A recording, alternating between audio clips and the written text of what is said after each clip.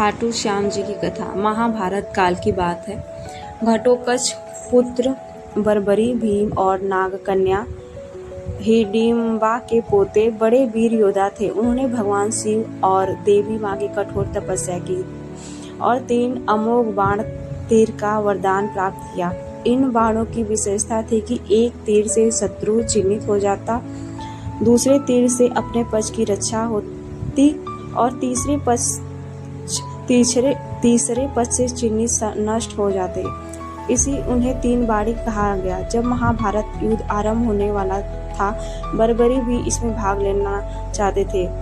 वे प्रतिज्ञाबद्ध थे कि वे युद्ध में कमजोर पक्ष की सहायता करेंगे। श्री कृष्ण ने उनसे पूछा, यदि तुम युद्ध करोगे तो किसका साथ दोगे? उन्होंने कहा, जहां सेनाएं कमजोर होंगी उसके साथ मैं लड़ूंगा। कृष्ण समझ गए कि यदि बर्बरी युद्ध करेगा तो पांडव और कौरव दोनों ही नष्ट हो जाएंगे और अंत में केवल बर्बरी ही शेष रहेगा। तब भगवान श्री कृष्ण ने उनसे बर्बरी मांगा कि बर्बरी दान देने के लिए तत्पर हो गए। श्री कृष्ण ने उनसे सिर मांग लिया। बर्बरी ने प्रसन्न मन से अपना सिर दान कर दिया।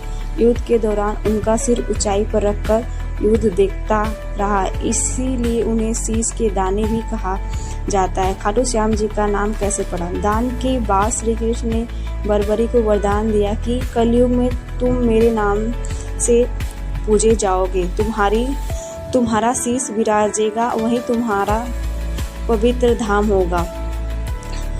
कलयुग बाद में उनका शीश राजस्थान के खाटू गांव में प्रकट हुआ और वहीं भव्य मंदिर स्थापित किया गया। मान्यता है खाटू श्याम जी को संकट हरने और मनोकामना पूरी करने वाले देवता माना जाता है। उन्हें सच्चे मन से याद करते उनकी अच्छाई पूर्ण होती। खासकर फाल्गुन मेले में लाखों श्रद्धालु दर्शन के लिए आते हैं। यही है खाटू श्याम जी।